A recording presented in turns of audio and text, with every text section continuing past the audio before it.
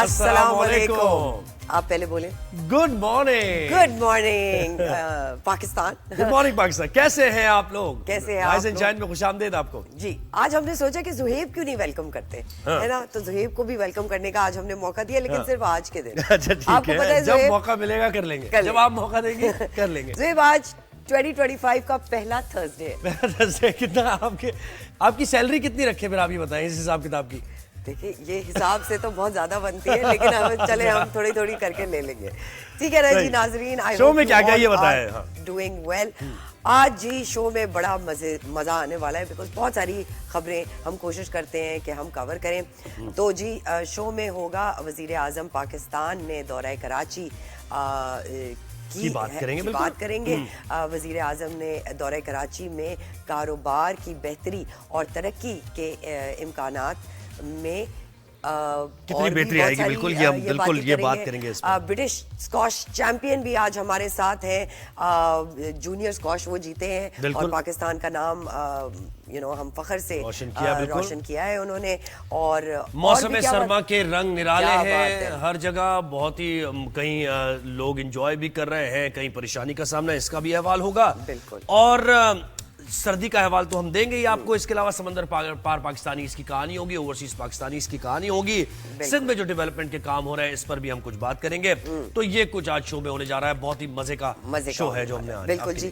اچھی بات آج یہ ہے, آپ سب نے سنا ہوگا وَعِزَّتُ مَن تُشَاءُ وَتُعِزُّ مَن تَشَاءُ وَتُذِلُّ مَن تُشَاءُ, کہ جس کو خدا عزت دیتا ہے اسے وہ کوئی عزت چھین نہیں سکتا, اور جس کو وہ ذلت دیتا ہے اسے وہ ذلت کوئی چھین نہیں سکتا. تو ایک دوسرے کے ساتھ اچھے سے رہے, کیونکہ آپ نہ کسی سے کچھ لے سکتے ہیں, نہ کسی کو آپ انسان کچھ دے سکتے ہیں. تو یقین اپنا اللہ پہ رکھیں, باقی دیکھیں گے جو ہوگا وہ دیکھا جائے گا. تو اس اچھی بات کے ساتھ سب سے پہلی ہماری ٹاپ نیوز اس کی طرف بڑھتے ہیں.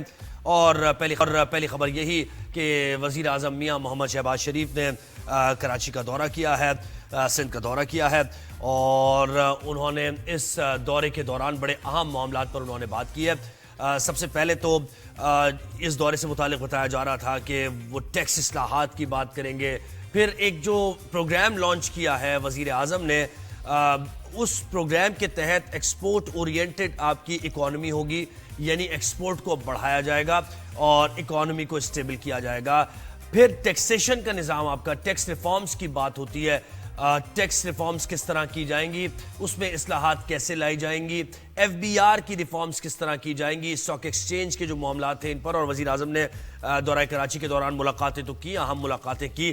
اب یہ جب بھی سربراہان مملکت اس طرح یعنی مختلف صوبوں کا بھی جس سے دورہ ہوتا ہے, سندھ کا اکثر دورہ کم ہی ہوتا ہے, تو پیپلز پارٹی اور مسلم لیگ نون کے جو معاملات ہیں اس پر بھی یقینی طور پر سیاسی پہلو تو اس کا ہوتا ہی ہے, اور سیاسی معاملات پر تو بات ہوتی ہے. اس کے ساتھ ساتھ جو ایڈمنسٹریشن انتظامیہ کے معاملات ہیں, جو کوارڈینیشن ہے صوبوں کے درمیان اور وفاق اور صوبوں کے درمیان, وہ کتنی بہتر بنائی جا سکتی ہے, یہ بھی بڑا فائدہ. تو اس میں بڑی بات ہوئی ہے اس معاملے پر. اور وزیر اعظم نے واضح طور پر یہ کہا ہے اس دورے کے دوران کہ ہم جو ٹیکس سسٹم ابھی چل رہا ہے یا ٹیکس ہم لے رہے ہیں, کاروباری طبقے کے لیے مشکل ہے یہ ٹیکس دیتے ہوئے خود بھی اسٹیبل ہونا اور اس معیشت کو بھی اسٹیبل کرنا. تو ہمیں دونوں طرف یعنی آئی ایم ایف کو بھی لے کر چلنا ہے, ساتھ ساتھ ٹیکس کو بھی کم کرنا ہے تاکہ تاجر برادری اپنا کردار ادا کر سکے. تو بڑا انتہائی اہم نوعیت کا دورہ ہے. کیا ملاقاتیں ہوئیں اور کیا باتیں ہوئیں اس دورے سے دوران, وہ بھی ہم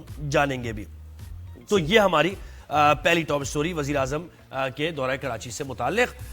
دوسری ہماری ٹاپ سٹوری, تحریک انصاف کی مذاکراتی کمیٹی کے ترجمان صاحبزادہ حامد رضا نے اعلان کیا ہے کہ عمران خان نے اب اجازت دے دی ہے, بانی پی ٹی آئی نے اجازت دے دی ہے ان کو کہ جو مطالبہ مسلم لیگ نون کی طرف سے حکومتی مذاکراتی کمیٹی کی طرف سے آ رہا تھا سامنے, کہ آپ لکھ کر دے دیں جو آپ کے مطالبات ہیں, جو مطالبات ہیں, تو آپ لکھ کر دینے میں کیوں پرابلم آپ کو ہے. تو اس کی اجازت بانی پی ٹی آئی سے لینی تھی, تو وہ اجازت صاحبزادہ حامد رضا کہہ رہے ہیں کہ ان کو مل گئی ہے. سینیٹر عرفان صدیقی نے بھی یہاں پر ایک بڑی انہوں نے ایک اہم بات کی. انہوں نے کہا دیکھیں اگر ہم نے اجازت دینے کے لیے مان لیا تھا کہ بانی پی ٹی آئی سے ملاقات ہوگی مذاکراتی کمیٹی کی, تو عرفان صدیقی یہ کہہ رہے ہیں کہ ملاقات پھر کروانی چاہیے بالکل, تاکہ کوئی رکاوٹ نہ آئے مذاکرات کے درمیان. اور پی ٹی آئی کا جو موقف تھا کہ بانی پی ٹی آئی سے ملاقات ہم کرتے رہیں تو پھر ہم آگے بڑھتے رہیں گے, اور وہ ملاقات نہیں ہو رہی تھی اس لیے رک گئے تھے. تو اب یہ ڈیڈ لاک کی صورتحال ان مذاکرات میں ہٹتی ہوئی بالکل نظر آ رہی ہے. ہم نے ان کو انٹرویو بھی کیا تھا تو انہوں نے یہی انفارمیشن ہمیں دی تھی کہ مذاکرات کے لیے ہمیں ان سے ملنا بہت ضروری ہے. تو یہ ڈیڈ لاک ختم ہوتا جا رہا ہے. یہ پیش رفت ہوئی تھی مذاکرات سے متعلق. آگے بڑھتے ہیں اور ذرا لاس اینجلس کی صورتحال سے متعلق آپ کو بتائیں, جہاں جنگلات میں لگی آگ بے قابو ہو گئی ہے.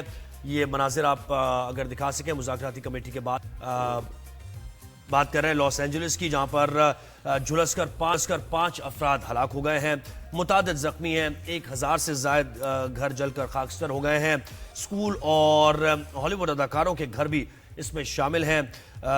جیمز ووڈ نے اپنا گھر جلنے کی ویڈیو بھی شیئر کر دی ہے, اور اسٹار وار کے اداکار بھی محفوظ مقام پر انہیں منتقل کر دیا گیا. 5000 سے زائد ایکڑ رقبہ لپیٹ میں آ چکا ہے. 50 ارب ڈالر سے زائد کا نقصان ہوا ہے لاس اینجلس میں. جی واو, اور یہ آگ بڑھتی جا رہی ہے جیسے ہمیں نظر آ رہا ہے اسکرین پہ بھی آپ دیکھ سکتے ہیں کہ فائر جو ہے اسپیشلی بیکاز وہ گرین ایریا بہت ہے لاس اینجلس میں, اور بڑے بڑے امیر لوگوں کے گھر ہیں, تو اللہ خیر رکھے سب کی.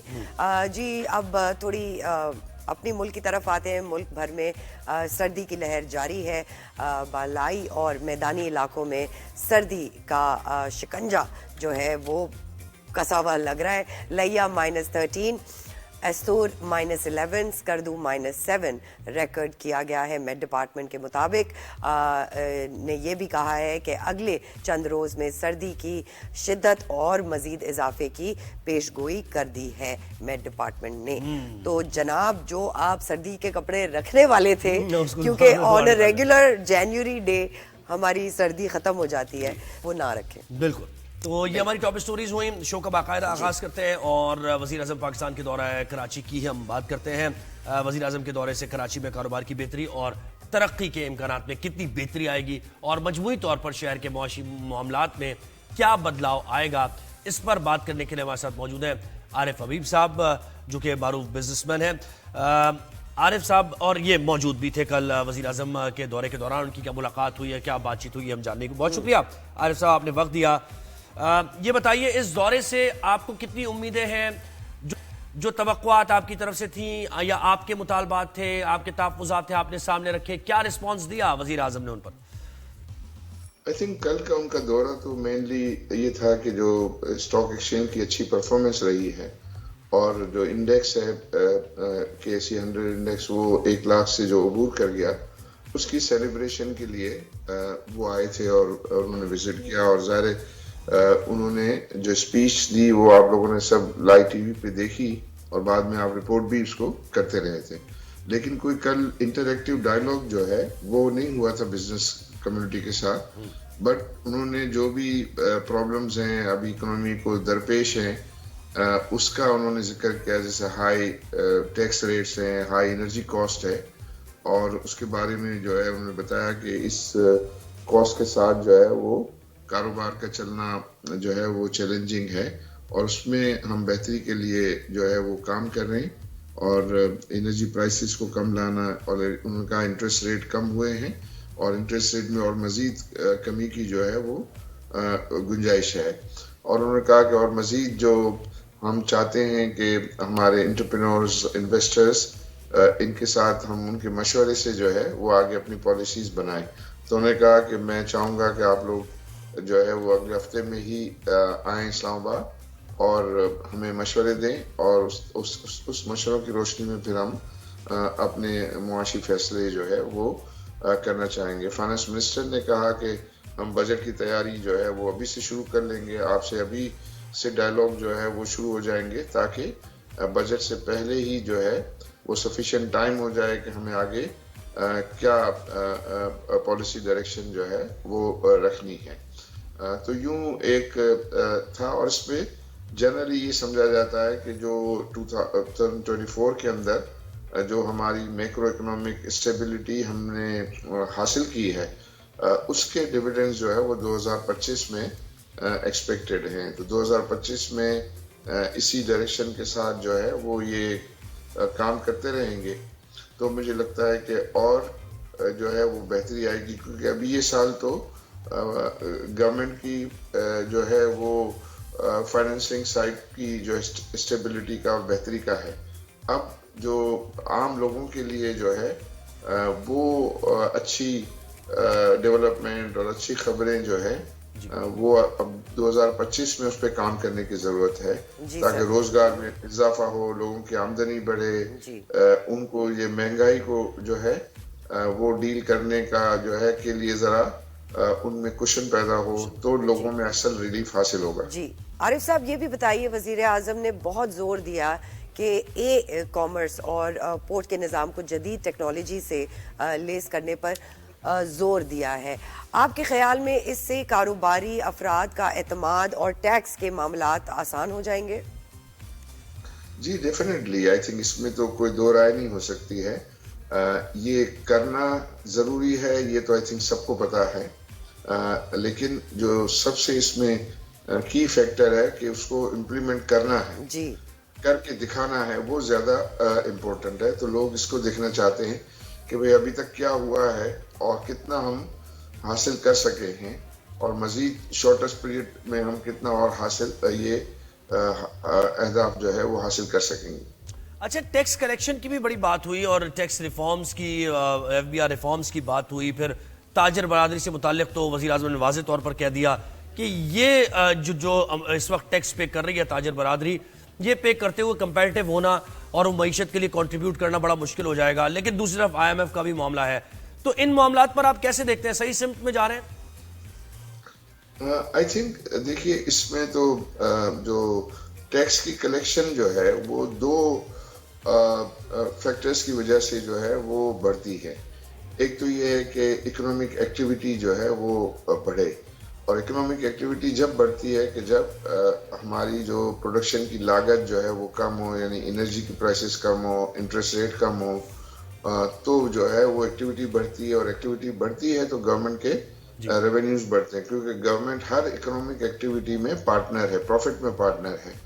تو ان کے اگر جو ہے وہ ریونیو بڑھتے ہیں تو پھر وہ یہ ایک مسلمہ اصول ہے کہ زیادہ ہائی ٹیکس ریٹ کی وجہ سے ریونیو نہیں بڑھتے, ٹیکس ریٹ کم ہو اور اکنامک ایکٹیویٹی جو ہے وہ زیادہ ہو تو بڑھتے. تو انہوں نے یہ بات کی کہ یہ کیسے ممکن ہے کہ اتنے ہائی انرجی کاسٹ میں اور اتنے جو ہے وہ ہائی ٹیکس ریٹ میں ہم کس طرح ایکسپیکٹ کر سکتے ہیں کہ یہ سرمایہ کاری جو ہے وہ زیادہ بڑھے گی. تو ان کو ہم اس سے واقف ہیں اور ہم اس کے اوپر جو ہے وہ کام کر رہے ہیں. انہوں نے انٹرسٹ ریٹ کے بارے میں بھی کہا کہ یہ انٹرسٹ ریٹ 22 سے جو ہے وہ 13 آیا ہے, لیکن اس میں اور مزید گنجائش ہے کہ یہ 8% تک آ سکتا ہے. تو اس میں ہمارے جو انفلیشن کے ریٹس ہیں وہ کم ہیں, تو ان میں اس کی بھی انہوں نے ایک امید اور ایکسپیکٹیشن کا اظہار کیا کہ یہ مانیٹری پالیسی کمیٹی اس کو ضرور جو ہے وہ کنسیڈر کرے گی اور اپنی کمیٹی میں یہ انٹرسٹ ریٹ کو مزید کم کرنے میں. تو ایز اے ہول آپ نے بالکل صحیح کہا کہ یہ ٹیکس ریٹ کے بارے میں بھی انہوں نے کنسرن کا شو کیا ہے. امید ہے مجھے کہ وہ اپنے اس سوچ کو جلدی سے ایگریسیولی جو ہے وہ امپلیمنٹ کریں گے, آئی ایم ایف کے ساتھ جو ہے وہ افیکٹو ڈائلاگ کریں گے اور ان کو بھی اس بات پر جو ہے کنونس کریں گے کہ جو ہے وہ جی ڈی پی گروتھ سے ہی جو ہے وہ لوگوں کی مشکلات میں کمی ہے. جی عارف حبیب صاحب یہ بھی بتائیے, ایران پاکستان پروگرام انوگریٹ کرنے کے وقت وزیر اعظم نے یہ بھی کہا کہ پروجیکشن یہ ہے کہ 2027 تک انشاءاللہ ہم $8 ٹریلین کا فائدہ اٹھا سکیں گے, ایک $1 ٹریلین کا اضافہ, اور ہم یہ اکانومی بہتر کر سکیں گے. تو کیا کہیں گے آپ, کیا یہ پروجیکشن یا یہ مائنڈ سیٹ اسی ڈائریکشن میں جانا چاہیے, اچیویبل ہے؟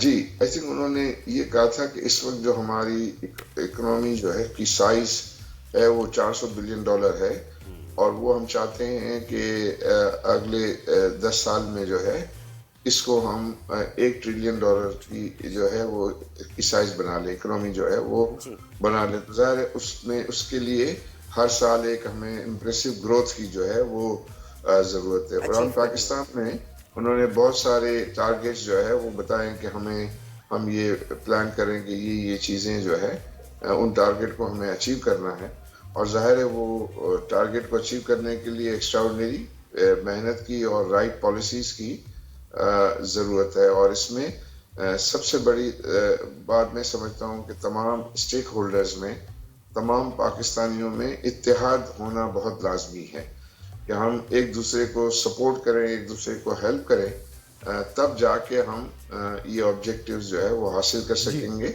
اور عوام کی فلاح جو ہے وہ جب ہی حاصل ہوگی کہ تمام لوگوں کو اچھا روزگار ملے, اور ان کو جو ہے ان کی جو بہت اچھی اجرت ملے, جو لوگ کام کر رہے ہیں, تو اس سے ان کے مشکلات جو ہے وہ کم ہوں گی اور خوشحالی آئے گی. جی اچھا عارف صاحب, آپ نے وجہ طور پر فرمایا کہ یعنی ٹیکس کلیکشن تو تبھی ہوگی جب جی ڈی پی گروتھ ہوگی, اکنامک ایکٹیویٹی ہوگی. اس میں یہ بتائیں, آپ کا ریئل اسٹیٹ سیکٹر سے بھی یعنی وسیع آپ کا تجربہ بھی ہے, تو یہ کتنا اس میں کنٹریبیوٹ کر سکتا ہے, اور اس سیکٹر سے وابستہ جو افراد ہیں, جو لوگ ہیں, ان کے لیے آپ سمجھتے ہیں کوئی ترجیحات نظر آ رہی ہیں گورنمنٹ کے ذہن میں؟ کیونکہ دیکھیں اکنامک ایکٹیویٹی تو اسی طرح آگے بڑھے گی نا, اور وہ معیشت کا پہیہ اسی طرح آگے بڑھ سکتا ہے کہ جب, اور پھر روزگار کے مواقع بھی ملتے ہیں ریئل اسٹیٹ سیکٹر جب فلرش کرتا ہے. تو آپ نے بہت صحیح کہا, بہت صحیح کہا. ہمارے ہاں جو ہے یہ سمجھیے ایگریکلچر نمبر 1 ایمپلائر ہے, کنسٹرکشن نمبر 2 ایمپلائر ہے, آئی ٹی اب جو ہے وہ بڑا سیکٹر بن رہا ہے جو بہت زیادہ امپلائمنٹ اپورچونٹیز دیتا ہے. تو ریئل اسٹیٹ جو ہے آئی تھنک یہ تو ایک ہماری اکنامک ڈیولپمنٹ کے لیے ایک لو ہینگنگ فروٹ کے طور پر ہے, اور اس کو جو ہے آئی تھنک انہوں نے ایک کمیٹی بھی بنا لی ہے کنسٹرکشن انڈسٹری کی فروغ کے لیے, اور اس پہ جو ہے وہ کام کریں. کیونکہ اس وقت جو construction industries, construction material industries ہیں, وہ اپنی کیپیسٹی سے بہت کم پر چل رہی ہیں, یعنی وہ اپنا 40-45% پہ ان کی جو کیپیسٹی ہے اس کے چل رہے ہیں. تو تھوڑی سی جو ہے وہ سپورٹ سے اگر ان کی کیپیسٹی یوٹیلائزیشن بڑھتی ہے تو جو ہے وہاں ساری انڈسٹری میں روزگار کے مواقع, گورنمنٹ کے ریونیو کے مواقع بڑھیں گے, اور پھر کنسٹرکشن کو فروغ ملتا ہے تو وہ خود بہت بڑا ایمپلائر ہے. تو روزگار جو ہے وہ یہ مہیا کرے گا, اس میں ڈائریکٹ انڈائریکٹ ٹیکسز ہیں گورنمنٹ کے, وہ جو ہے وہ جنریٹ ہوں گے, اور پھر اس کے بعد عوام کو جو ہے وہ ہاؤسنگ بھی اویلیبل ہوگی جس کی پاکستان بہت ضرورت ہے. جی عارف حبیب صاحب, آپ کا بہت بہت شکریہ, آپ نے ہمیں اپنا قیمتی وقت دیا پیش کیا.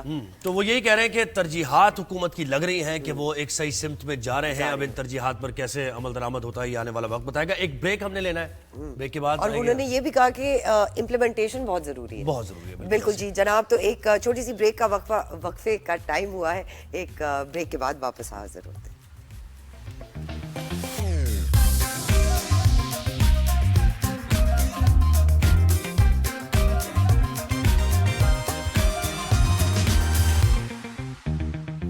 ویلکم بیک ناظرین. جناب, اب بات کر لیتے ہیں ایک اہم معاملے پر. وہ یہ ہے کہ فافن, جسے کہتے ہیں free and fair election network, کی رپورٹ سامنے آئی ہے جس میں بتایا گیا ہے کہ گمراہ کن خبروں میں اضافہ ہوا ہے, اور بیشتر وزارتیں اور ڈویژنز معلومات تک رسائی کے قانون پر عمل درآمد نہیں کر رہے. اس پر بات کریں گے, لیکن ایک چھوٹی سی رپورٹ دیکھتے ہیں پہلے.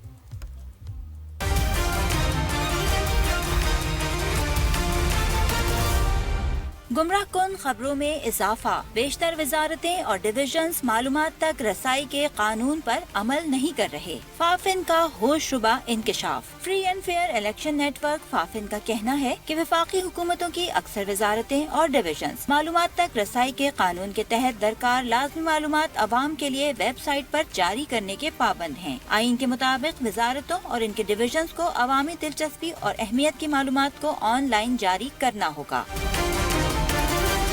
फाफिन के मुताबिक कैबिनेट डिवीजन और बैनुल सूबाई राब्ता डिवीजन ने कानून पर 42% तक अमल किया। 31 से 40% अमल करने वाले 15 डिवीजन में से 6 डिवीजन जो के एस्टेब्लिशमेंट, पेट्रोलियम, कौमी विरसा और सकाफत, रेवेन्यू, दाखिला और प्लानिंग डेवलपमेंट और खुसूसी इक़दामात के हैं, उन्होंने 38% तक अमल किया। दीगर 7 डिवीजन जिनमें तिजारत, मवासलात, विफाकी तालीम और पेशा वराना तरबियत, खारजा उमूर, निजकारी, मजहबी उमूर और बैनुल मज़ाहिब हम आहंगी और आबी वसाइल ने 15% अमल किया। माहौलियाती तब्दीली और IT और टेली मवासलात के डिवीजन ने 31% तक अमल किया। विफाकी डिवीजन की कारकर्दगी 21 से 30% के दरमियान रही। इनमें हवाबाजी, दिफाई पैदावार, इख्तिसादी उमूर, तवानाई, इंसानी हुकूक, कानून और इंसाफ, पार्लिमानी उमूर, रेलवेज और साइंस और टेक्नोलॉजी डिवीजन शामिल हैं। जब हुकूमत मालूमात तक रसाई के बुनियादी हक को पूरा नहीं करेगी तो फेक न्यूज के फैलाव को रोकना भी मुमकिन नहीं रहेगा।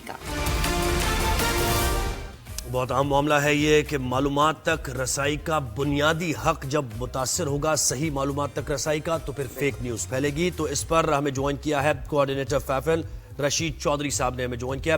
बहुत शुक्रिया रशीद साहब, आपने वक्त दिया हमें। ये कहिएगा कि मालूमात तक रसाई के कानून पर अमल दरामद क्यों नहीं हो रहा और इसके नुकसानात क्या है?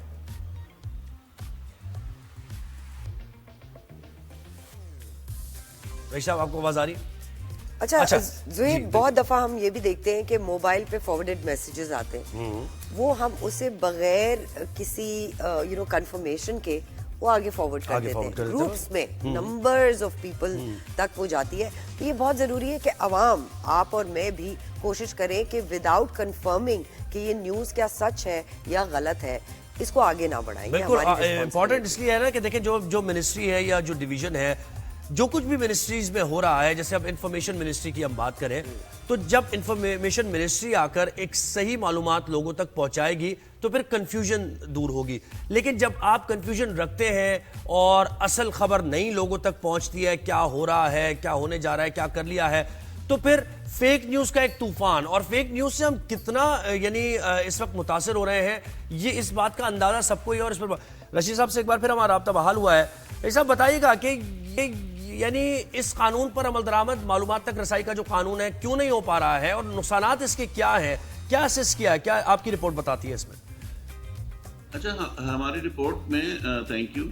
हमारी रिपोर्ट में हमने जो आरटीआई का वफाकी कानून है, आरटीआई के लॉज सूबों में भी है, लेकिन जो वफाकी कानून है उसके सेक्शन 5 के तहत जो वफाकी वजारतें हैं और उनके डिवीजन्स हैं, उन्होंने अपनी वेबसाइट्स पे कम अज़ कम जो प्रोएक्टिव डिस्क्लोजर्स करने हैं, यानी कि खुद से इंफॉर्मेशन फराहम करनी है। और खुद से इंफॉर्मेशन को बहुत कोई सीक्रेट इंफॉर्मेशन इस तरह की नहीं है, बल्कि इसी तरह की कि ओवरव्यू क्या है, वो जो पब्लिक बॉडी है वो करती क्या है, जो इदारे हैं उनका काम क्या है, पर्सनल कौन है उनमें काम कर रहे हैं, उनके डिसीजंस क्या हुए हैं उनके, और इसी तरह की बुनियादी से डिस्क्लोजर्स हैं।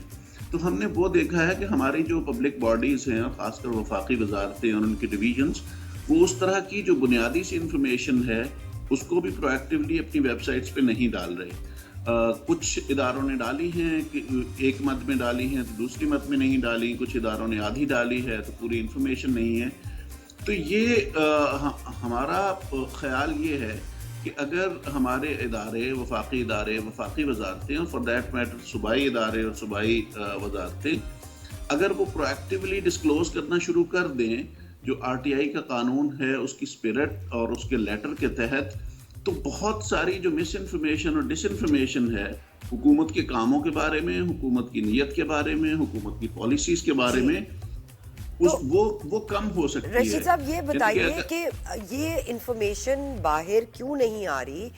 जब दुरुस्त मालूमात फराहम नहीं की जाएगी तो जाहिर सी बात है फेक और जाली मालूमात आएगी सामने। इसको रोकने के लिए क्या मुमकिन बनाया कैसे जा सकता है? और मिनिस्ट्रीज क्यों नहीं अपनी इंफॉर्मेशन देना चाहती? क्या वो ट्रांसपेरेंसी नहीं है या वो कोई फेयर बात बाहर नहीं करना चाह रहे? क्या बात है? मेरा ख्याल है कि ज़ाहिर इशू तो ये ट्रांसपेरेंसी का ही है, لیکن شاید یہ کوئی بہت سوچا سمجھا اس طرح کا معاملہ نہیں ہے، بلکہ بہت زیادہ شاید سستی والا مسئلہ ہے، ایفیشنسی کا مسئلہ۔ مثلا ہم نے RTI ریکویسٹ بھی ڈالی ہیں تو 1/3 جو ادارے ہیں انہوں نے اس کا جواب نہیں دیا، باقیوں نے جواب دے دیا ہے، کچھ نے تو بہت ٹائم پہ جواب دے دیا ہے۔ جب ریکویسٹ ڈالتے ہیں تو آپ اس طرح کی انفارمیشن مانگتے ہیں جو انفارمیشن پرو ایکٹیولی ڈسکلوز نہیں کرنی ہوتی، یعنی کہ وہ نسبتاً زیادہ اہم انفارمیشن ہوتی ہے، تو وہ بھی ادارے دے رہے ہیں۔ تو یہ تو بہت ہی بنیادی سی انفارمیشن ہے نا، کہ جس میں آپ بتا رہے ہیں آپ کا لا کون سا ہے، میٹنگز کب ہوئی ہیں، پرسنل کتنے ہیں، گورننگ باڈی کون سی ہے، اس طرح کی بنیادی انفارمیشن ہے۔ تو میرے خیال میں زیادہ جو مسئلہ ہے وہ انفورسمنٹ آف دا لا ہے، کہ RTI کے لا کو سمجھ کے اس کو کمپلائی کرنا، ہماری وفاقی وزارتیں اور ان کی ڈویژنس ہیں وہ اس میں پیچھے ہیں ویریئنگلی، کچھ جو ہیں وہ 42% کمپلائنس میں ہیں، کچھ 30%۔ بڑی بھاری پڑتی ہے یہ لیک آف ایفیشنسی پاکستان کے لیے۔ بالکل، یہ بتائیں کون کون سی منسٹریز ایسی ہیں جو کہ جن کا 20% بھی نہیں ہے یا 30%؟ اچھا، جو انفارمیشن منسٹری ہے خاص طور پہ اس کا کردار ہے، اس کی کیا پرفارمنس رہی ہے؟ جی انفارمیشن منسٹری کا جی وہ ہیں 35% کمپلائنس پہ، 31% کمپلائنس پہ۔ تو یہ جو زیادہ تر منسٹریز اور ڈویژنس ہیں یہ 20 سے 40 کے درمیان گھوم رہے ہیں، لیکن جو اس میں پرو ایکٹیونیس شو کرنی چاہیے، آپ نے جس طرح کہا انفارمیشن والوں کو سب سے زیادہ آگے ہونا چاہیے، تو کچھ ادارے ہیں جو اس طرح کی انفارمیشن پرووائڈ کرتے ہیں، کچھ بالکل نہیں کرتے۔ تو مسئلہ بیسیکلی یہ ہے کہ جب آپ کی اس طرح کی انفارمیشن پبلک ڈومین میں اویلیبل نہیں ہوتی تو لوگ اندازے لگاتے ہیں، لوگ تکے لگاتے ہیں، لوگ شک کرتے ہیں، اور پھر جو باتیں پھیلتی ہیں، جب ٹائم پہ انفارمیشن نہیں ہوتی تو پھر وہ جو گیس ورک ہے وہ رشید صاحب یہ بھی بتائیے گا، گلوبلی انٹرنیشنل کوئی رول ہے ایسا جہاں ان کو کہا جائے کہ جی آپ کے ڈپارٹمنٹس نے اتنی پرسنٹیج ٹرانسپیرنسی کے ساتھ یہ انفارمیشن بیس لائن کوئی ڈسکلوجرز جو ہیں، پرو ایکٹیو ڈسکلوجرز، اس پہ انٹرنیشنل بیسٹ پریکٹسز موجود ہیں، مگر ہمارا اپنا جو لا ہے، کیونکہ جو رائٹ ٹو انفارمیشن ہے یہ رائٹ بن گیا ہے، 19A ہمارے کانسٹیٹیوشن میں ہے، تو اب یہ لوگوں کا حق ہے کہ ان کو گھر بیٹھے پتہ چلے کہ سرکار میں کیا ہو رہا ہے، کون لوگ کر رہے ہیں اور کیا کر رہے ہیں۔ تو یہ لوگوں کا حق ہے اور یہ آئینی حق ہے، تو آئینی حق کو فراہم کرنا ریاست کی ذمہ داری ہے، اور ریاستی ادارے اور جو ہماری منسٹریز۔ اچھا رشید صاحب ایک اور چیز بتائیے گا، تو اس کا مطلب ہے یعنی یہ جڑا ہوا معاملہ فیک نیوز سے بھی ہے، فیک نیوز کے خلاف بڑی کارروائیاں ہو رہی ہیں اور ہم انٹرنیٹ کے ذریعے یا پھر دیگر اقدامات کر کے ہم یہ کوشش کر رہے ہیں کہ اس کا اسپریڈ روکا جائے، لیکن آپ کی فائنڈنگ میں یہ نشاندہی کی گئی کہ اگر یہ منسٹریز ہی اپنی کارکردگی بہتر کر لیں اور لوگوں تک انفارمیشن پہنچائیں تو آدھا معاملہ یہ فیک نیوز کا ویسے حل ہو جائے گا۔ جی بالکل، کچھ جو اس طرح کی فیک نیوز ہے جو سرکار کے کاموں کے بارے میں ہے، جو ہماری حکومتی اقدامات کے بارے میں ہے یا حکومتی اعلانات کے بارے میں ہے، جب وہی اعلان، وہی اقدامات، وہی فیصلے ان کی ویب سائٹ پہ اویلیبل ہوں گے اور سامنے موجود ہوں گے اور لوگوں کو وہ جواب دینے کے لیے اویلیبل ہوں گے، تو ظاہر ہے فیک نیوز کی تعداد اس کم از کم شعبے میں کم ہو جائے گی، اور ہماری فیک نیوز جو ہم دیکھتے ہیں وہ ساری ہوتی حکومت سے ریلیٹڈ ہے، بالکل سرکاری معاملات سے ریلیٹڈ۔ رشید چودھری صاحب، جی رشید چودھری صاحب، نیشنل کوآرڈینیٹر فافن، آپ کا بہت بہت شکریہ، آپ نے دیا۔ بھائی وہی بات ہے، کانسٹیٹیوشنل رائٹ ہے ہر پاکستانی کا کہ اس کو نیوز فراہم کی جائے ٹرانسپیرنسی کے ساتھ۔ بالکل جی، اب ایک چھوٹی سی بریک لے رہے ہیں، لیکن بریک سے آنے کے بعد آپ کو ملوائیں گے اسکواش چیمپئن جو برٹش اوپن میں انہوں نے، جونیئر برٹش اوپن میں انہوں نے پاکستان کا نام روشن کیا ہے۔ کہیں مت جائیے گا، we'll be right back with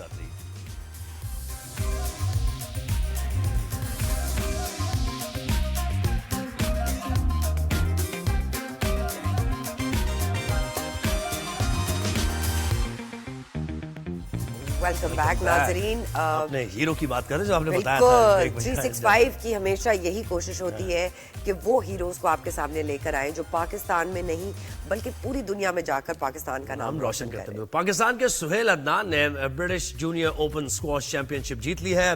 Sohail Adnan نے انڈر 13 کیٹیگری کے فائنل میں مصر کے ٹاپ سیڈ پلیئر کو شکست دی ہے.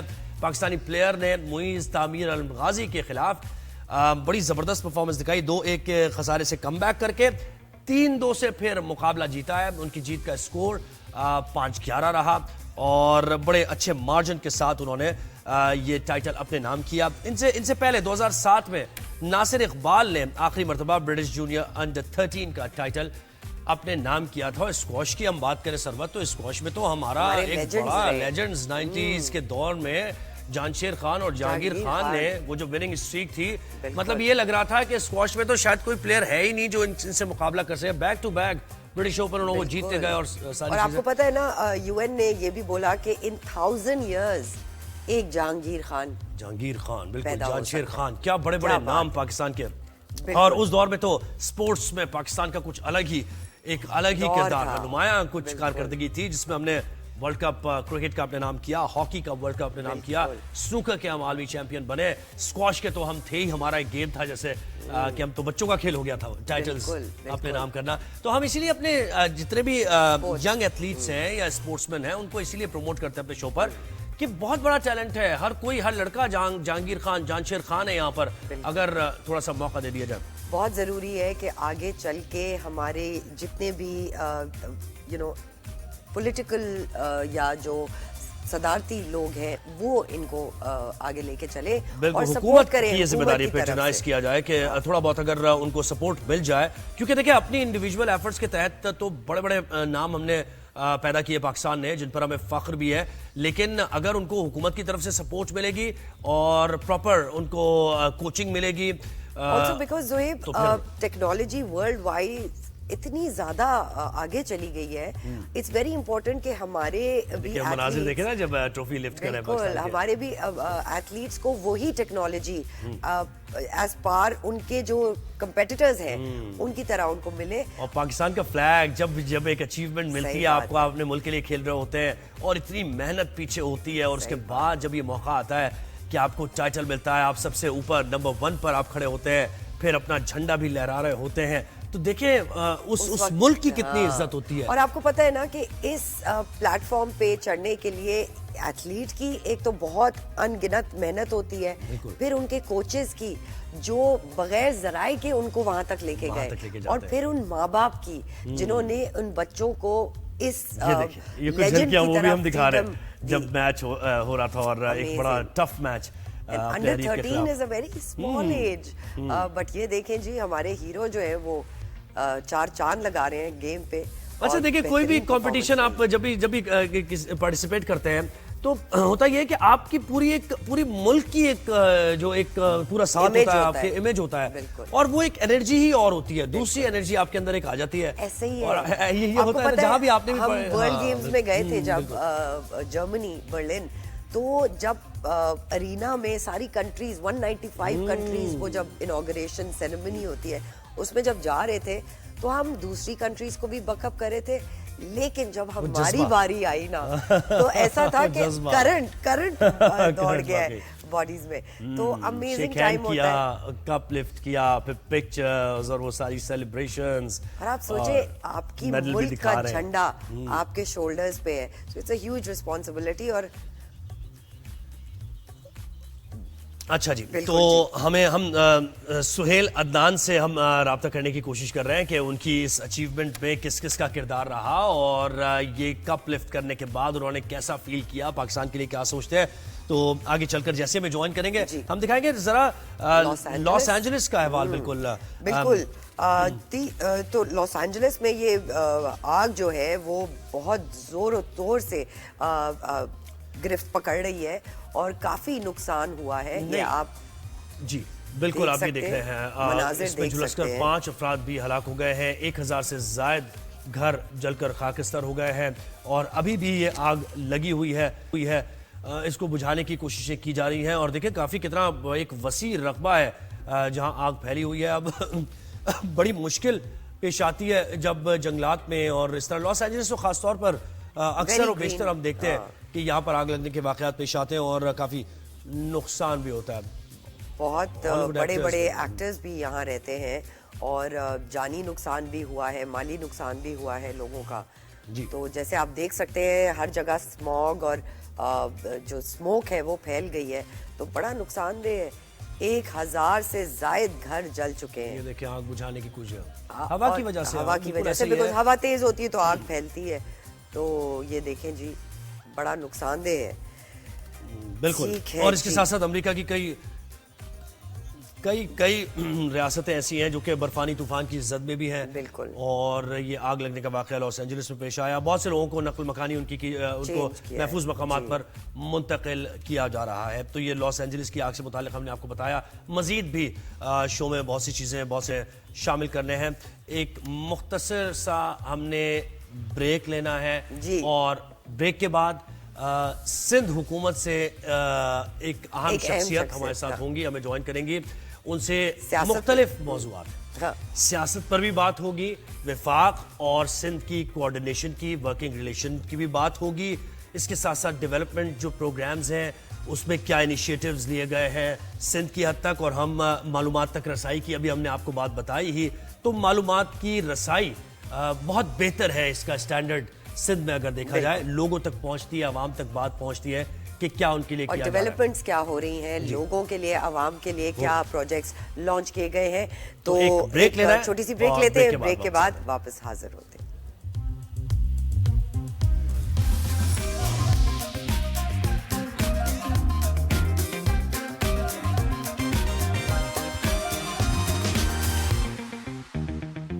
ویلکم بیک ناظرین. اب کچھ بات کرتے ہیں کل کے وزیر اعظم کے دورے کی. اہم معاملے. وزیر اعظم نے کراچی کا دورہ کیا. کل پیپلز پارٹی کے وفد سے ملاقات بھی ہوئی وزیر اعظم کی. سینئر وزیر سندھ شرجیل انعام میمن کے وہ گھر بھی گئے, ایک بیٹھک بھی وہاں پر لگی. اس بیٹھک میں کیا کچھ ڈسکس ہوا یہ ہم جاننے کی کوشش کریں گے. وزیر اعظم شہباز شریف نے شرجیل میمن کے گھر جا کر کچھ غیر رسمی سی ملاقات بھی وہ ہوئی اور وہاں پر استقبال بھی ان کا ہوا. ملاقات میں صوبائی صورتحال سمیت دیگر معاملات پر بھی تبادلہ خیال ہوا. مزید کچھ ٹیکس کے معاملات اور یہ ریفارمز کے معاملات تو ڈسکس ہوئے اس دورے کے دوران. تو اس پر ہم ذرا جانیں گے کہ سندھ میں کیا تاثر اس ملاقات کا لیا گیا اور کتنے پر امید ہیں سندھ حکومت کے اس طرح کی ملاقاتیں اگر ہوتی رہیں تو کوارڈینیشن مزید.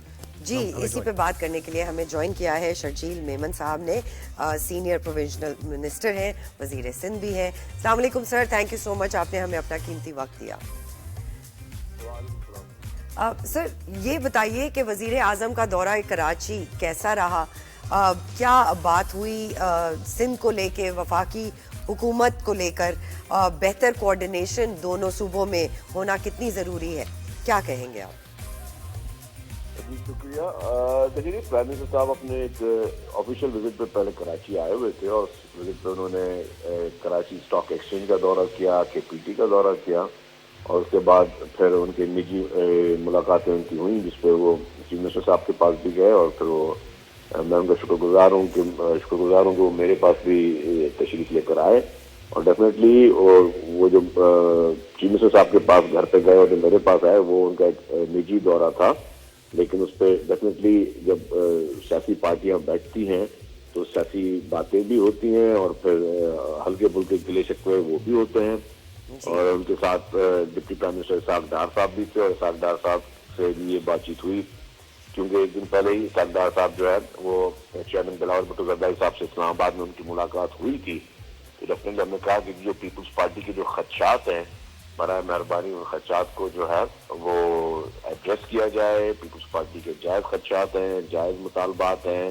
ہم چاہتے ہیں کہ جو بھی گورنمنٹ فارم ہونے سے پہلے جو کمٹمنٹس پیپلز پارٹی کے ساتھ ہوئی ہیں جو کہ ذاتی کمٹمنٹس نہیں ہیں, وہ عوام کے لیے ہیں, عوام کی بھلائی کے لیے, عوام کی فلاح و بہبود کے لیے ہیں. ان کمٹمنٹس میں فیڈرل گورنمنٹ جو ہے وہ اپنا رول پلے کرے.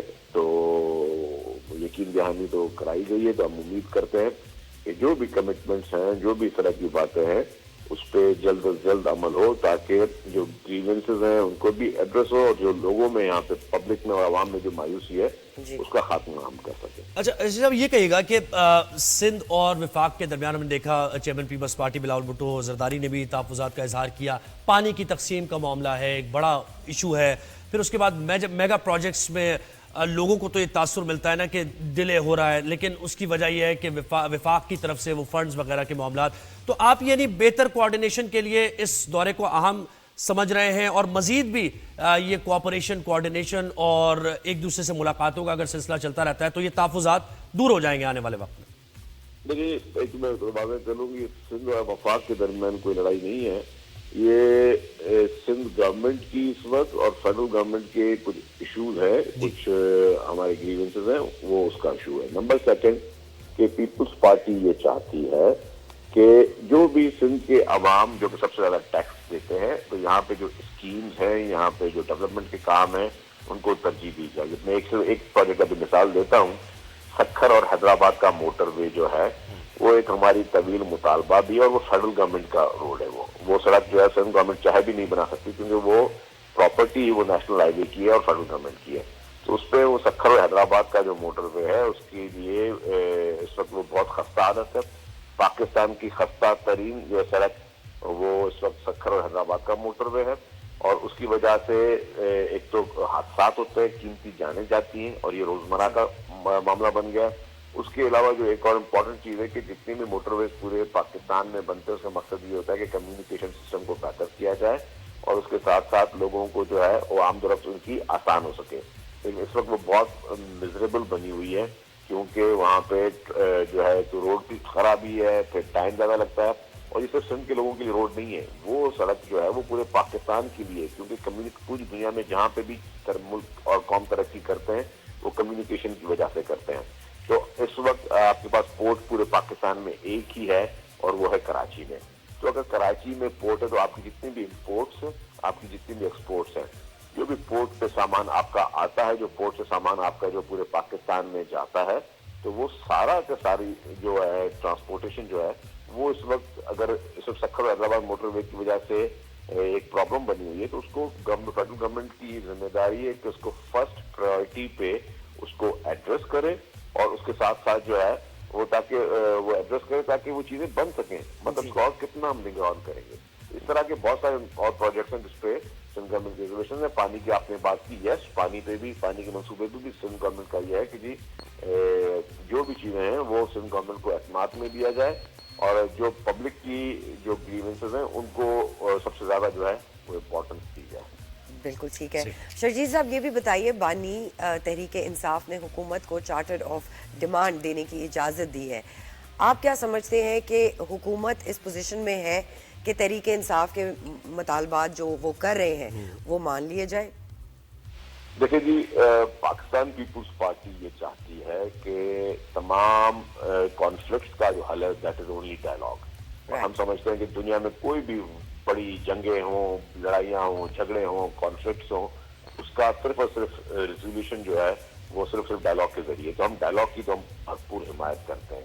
اب ڈائلاگ کے بعد آگے بات کہ پی ٹی آئی کے جو مطالبات ہیں، پی ٹی آئی کے مطالبات، یہ اچھی بات ہے کہ وہ رائٹنگ میں دیں تاکہ وہ پبلک کے سامنے بھی آ سکیں کہ جی پی ٹی آئی ایگزیکٹلی مانگ کیا رہی ہے، اور کیونکہ اور اس کے بعد میں ایک اور چیز دکھاؤں گا کہ اس کے ساتھ ان کو ذمہ داری کا مظاہرہ بھی کرنا چاہیے۔ یہ نہیں ہو سکتا کہ ایک طرف پی ٹی آئی کی ٹیم جو ہے وہ حکومت کے ساتھ مذاکرات کر رہی ہو، دوسری طرف پی ٹی آئی کی جو ایکسپرٹس کی ایک ٹیم ہے، جو ان کی تھنک ٹینک ہے، جو ان کے فائنانسرز ہیں، جو ان کے وہ قوتیں ہیں جو ان کو سپورٹ کر رہی ہیں پس پردہ یا سامنے آ کے، وہ پاکستان کے خلاف سازشوں میں مصروف ہوں، وہ پاکستان کے خلاف ہر وہ اس قسم کی سازش وہ کر رہے ہوں جس سے پاکستان کو نقصان پہنچ رہا ہو، جو انٹرنیشنلی پاکستان کو ڈیمیج کرنے کی کوشش کر رہے ہوں، جو انٹرنیشنل فورمز پر جو ہے پاکستان کے اداروں کو بدنام کرنے کی کوشش کر رہے ہوں یا پاکستان کے اداروں کے خلاف کانسپریسیز کرنے کی کوشش کر رہے ہوں۔ تو dialogue as a political party dialogue بالکل ہونا چاہیے، لیکن اس کے ساتھ ساتھ پی ٹی آئی کو یہ بھی ان کے اوپر فرض ہے کہ جو بیک ڈور پہ جو سازشیں چل رہی ہیں پاکستان کے خلاف یا پاکستان کو ڈیمیج کرنے کے لیے، اس کو فل فور بند کریں اور پھر آ کے ڈائلاگ کریں، اور ڈائلاگ اچھی بات ہے۔ ڈائلاگ اگر میں سمجھتا ہوں کہ اور کوئی سولوشن بھی نہیں ہے، ڈائلاگ ہی از اونلی سولوشن۔ جی، اور پیپلز پارٹی آپ نے بجا طور پر فرمایا کہ ڈائلاگ پر بیلیو کرتی ہے۔ اچھا، ایک تو مذاکراتی کمیٹی کا آپ حصہ بھی ہیں، پیپلز پارٹی کے رکن میں، لیکن یعنی آپ کے لوگ مذاکراتی کمیٹی کا حصہ ہے، پیپلز پارٹی ایز اے جماعت کوئی کوارڈینیشن کسی سطح پر پی ٹی آئی سے ہے تاکہ ان کو کنونس کیا جائے کہ آپ اگر جمہوریت کو اسٹرینتھن کرنا چاہتے ہیں تو مل کر بیٹھنا ہی ضروری ہے؟ کسی لیول پر یہ بات ہو رہی ہے ان سے؟ دیکھیے جی، جب الیکشن ہوئے تھے اور پہلی سینٹرل ایگزیکٹو کمیٹی کی میٹنگ ہوئی تھی پاکستان پیپلز پارٹی کی، تو پیپلز پارٹی نے سے پہلا میسج یہ کیا کہ ہم حکومت بنانے سے پہلے یا حکومت میں کسی کی بھی مدد کرنے سے پہلے ہم سب سے پہلے ہم پی ٹی آئی سے بھی بات کریں گے، پی ایم ایل این سے بھی بات کریں گے. ہم چاہیں گے کہ ہم ساری پارٹیوں سے بات کریں اور اگر پھر کوئی بھی پارٹی حکومت بناتی تو ہم ان کو فیئر موقع دیں گے. لیکن جب یہ سی سی کی طرف سے اعلامیہ آیا تو سب سے پہلے پی ٹی آئی نے کہا کہ جی ہم پیپلز پارٹی اور پی ایم ایل این سے بات چیت ہی نہیں کریں گے، جو میں سمجھتا ہوں ان کے سب سے بڑے میں بڑی سیاسی جو ہے وہ ایک امیچورٹی تھی، کیونکہ سیاستدان کبھی بات چیت کے دروازے بند نہیں کرتے. پی ٹی آئی نے اس وقت بھی ریجڈ اپنا ایک موقف رکھا اور آج وہی پی ٹی آئی جو اس وقت کہہ رہی تھی کہ ہم لوگ پیپلز پارٹی سے یا پی ایم ایل سے بات نہیں کریں گے، آج وہ انہی پارٹیوں کے ساتھ جو ہے وہ بیٹھے ہیں اور ان سے وہ بات چیت کر رہے ہیں. تو یہی چیز جو ہے میں سمجھتا ہوں ٹھیک ہے، اگر صبح کا بھولا شام کو گھر لوٹا ہے اس کو بھولا نہیں کہتے. اس وقت جو ریجڈ پالیسی تھی پی ٹی آئی کی لیڈرشپ کی یا جو جس طریقے کے ان کے دعوے تھے کہ جی ہم ان سے بات نہیں کریں گے، اب آج وہ بات چیت کی میز پر بیٹھے ہوئے تو ہم اس کو بھی ویلکم کرتے ہیں. تو اسی طریقے سے ڈائریکٹ اس طرح سے کوئی رابطہ نہیں ہے، لیکن ہم چاہتے ہیں کہ ٹھیک ہے، ہم پیپلز پارٹی نے کبھی بھی نہیں کہا کہ جی ہمارے دروازے بند ہیں، ہم کسی سے بات چیت نہیں کریں گے، یا پیپلز پارٹی نے کبھی بھی یہ نہیں کہا کہ جی ہمیں بس اب لائف ٹائم جو ہے ہمیں ایک ڈیڈ لاک رکھنا چاہیے. ہم ڈیڈ لاک کے خلاف ہیں. ہم سمجھتے ہیں کہ جی یہ سب پولیٹیکل پارٹیز کو پاکستان کے لیے، پاکستان کے عوام کے لیے، پاکستان کے عوام کے مسائل کے لیے، پاکستان کے عوام کے مسائل یہ نہیں ہے کہ پارٹیاں آپس میں لڑتی رہیں. پاکستان کے عوام کے مسائل کا حل تب ممکن ہے جب سب پولیٹیکل پارٹیز بیٹھیں، کنسنسس کے ساتھ اچھے فیصلے کریں، بہتر فیصلے کریں، جو عوام کی جینین ایشوز ہے، جو عوام کی جینین گریونسز ہے اس کو ایڈریس کیا جائے. ہم انفارچونیٹلی عوام کے ایشوز کو چھوڑ کے، عوام کی جینین گریونسز کو چھوڑ کے ہم آپسی لڑائیوں میں ہی مصروف ہیں، جس کی وجہ سے نہ ہی لوگوں کے مسائل حل ہو سک رہے ہیں اور نہ ہی ملک جس طریقے سے ترقی کرنی چاہیے اس طرح کے ملک کو، پاکستان کو، جس میں اللہ تعالیٰ نے ہر قسم کی سہولیت، ہر قسم کی قدرتی نعمت دی ہے، جس طرح سے اس ملک کو آگے چلنا چاہیے، اس میں ویری انفارچونیٹلی ہم آپسی لڑائیوں میں ہی اپنے ٹینیورز گزار دیتے ہیں. ایک دوسرے کو چور ڈاکو کہنے پہ ہی اپنے ٹینیورز گزار دیتے ہیں، ایک دوسرے کے خلاف وکٹمائزیشن میں ہی اپنے ٹینیور گزار دیتے ہیں، جس سے جو ہے انفارچونیٹلی عوام کے حالات بہتر ہونے میں جو ہے وہ کوئی اچھی کامیابی نہیں ملتی. اچھا شہید صاحب یہ کہے گا، آپ نے بہرحال آپ نے بھی صحیح کہا کہ یہ مذاکرات ایٹ لیسٹ شروع ہوئے ہیں، لیکن آپ کا جو سیاسی تجربہ ہے، آپ کیا سمجھتے ہیں کہ وہ جو ایک طرز سیاست پاکستان تحریک انصاف کر رہا ہے، کوئی نتیجہ خیز ہو پائیں گے یہ مذاکرات؟ امید تو آپ کی ہے، لیکن فورس ہی کیا کر رہے ہیں، اور کیا اس کے نتیجے میں بانی پی ٹی آئی کی رہائی آپ دیکھ رہے ہیں جو ان کا دیرینہ مطالبہ ہے؟ اگر پی ٹی آئی سچے دل کے ساتھ اور سچ کی نیت کے ساتھ بیٹھ جائے بغیر کسی منافقت کے، بغیر کسی جو ہے وہ ہپوکریسی کے، پھر تو چیزیں آگے بڑھ سکتی ہے. لیکن میں نے جس طرح پہلے عرض کیا کہ ایک طرف اپنی ایک ٹیم بھیجی ہوئی ہے جو کہ صرف اور صرف جو ہے وہ مذاکرات کی بات کرے، دوسری طرف ان کے سوشل میڈیا کے ہینڈلرز، سوشل میڈیا کے جو کہ پی ٹی آئی کے بانی کے اکاؤنٹ کو ہینڈل کرتے ہیں، اور جو ان کے انٹرنیشنلی ان کے جو تھنک ٹینکرز ہیں پی ٹی آئی کے جو ان کو سپورٹ کرتے ہیں، اور وہاں پہ وہ ملک کے خلاف سازش ہے. تو اس طریقے سے کبھی بھی چیزیں آگے نہیں بڑھ سکتی. ان کو چاہیے، میں پھر دوبارہ ریپیٹ کر رہا ہوں، کہ جو انٹرنیشنلی پاکستان کو ڈیمیج کرنے کی کوششیں یا سازشیں کر رہے ہیں تو اس کو بند کریں. دوسرا یہاں پہ نیک نیتی کے ساتھ بیٹھیں تو گورنمنٹ بھی اور باقی جو پولیٹیکل پارٹیز ہیں وہ بھی ان مدد کریں گے کہ ان کے مسائل حل ہو. ایک تو ہوگا یہ، جہاں پہ آپ نے بانی پی ٹی آئی کی رہائی کی بات کی، اس میں بھی دو چیزیں. ایک تو کیسز ہیں، چلیں جو کہ کیسز پہ ان کو کوئی خدشات ہیں، ڈیفینیٹلی عدالتیں موجود ہیں. پیپلز پارٹی کی ہو یا پی ایم ایل این ہو یا باقی پولیٹیکل پارٹیز نے کبھی بھی اگر ریلیف لیا تو عدالتوں سے ہی لیا ہے اور وہ جوڈیشری سے ہی ریلیف لیتے ہیں. لیکن اس کے ساتھ ساتھ ایک کیسز کی نوعیت یہ ہے جو کہ کیسز 9 مئی کے کیسز ہیں، جو دہشت گردی کے کیسز ہیں، جو کہ چھپے ہوئے نہیں ہیں، اور یہ بھی نہیں ہے کہ جی اس نے کی اس نے کیے. لیٹ سپوز ہم نے خود اپنے آنکھوں سے دیکھا ہے، ہم نے کراچی شہر میں وٹنس کیا ہے کہ 9 مئی میں کراچی میں بسیں چلائی گئیں، ایمبولینسز چلائی گئیں. آپ نے دیکھا کہ جی ریڈیو پاکستان پشاور جو ہے اس کو آگ لگائی گئی، کور کمانڈر ہاؤس پہ لوگ گھسے، جی ایچ پی میں لوگوں نے گھسنے کی کوشش کی، وہاں پہ توڑ پھوڑ کرنے کی کوشش کی، مجسمے شہداء کے، قومی ہیروز کے، ان کو مسمار کیا گیا.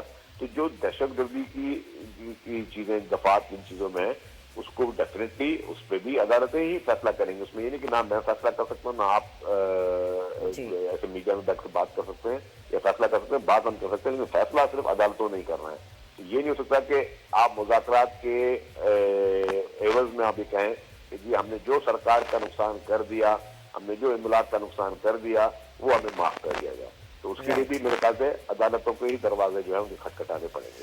جی. اور 9 مئی اور 26 کے معاملات پہ یعنی آپ یہ سمجھتے ہیں کہ اگر ریئلائزیشن آ جائے اور وہ جو معافی کا مطالبہ اکثر و بیشتر سامنے آتا ہے سیاسی جماعتوں کی طرف سے کہ یہ اگر معافی مانگ لی جائے تو معاملات بہت زیادہ بہتر ہو سکتے ہیں, تو یہی پوائنٹ آف ویو آپ آگے لے کر چل رہے ہیں؟ دیکھیے جی 9 مئی ہو یا 26 نومبر ہو, اس کا پھر حل یہ ہے کہ پی ٹی آئی کے بانی جو کہ جیسے بیان دیتے ہیں اپنی چیز کو مانے کہ یس ہم نے یہ چیزیں کی ہیں, ہم نے یہ غلط حرکتیں کی ہیں, ہم نے ملک کو نقصان پہنچایا ہے, ہم نے املاک کو نقصان پہنچایا ہے, ہم اس چیز کو مانتے ہیں کہ ہم نے یہ غلطی کی ہے, ہم نے اس طرح کے واقعات کیے ہیں, لیکن اب ہمیں جو ہے وہ سمجھ آ گئی ہے اور ہم سمجھتے ہیں کہ جی یہ ہمیں نہیں کرنا چاہیے تھا.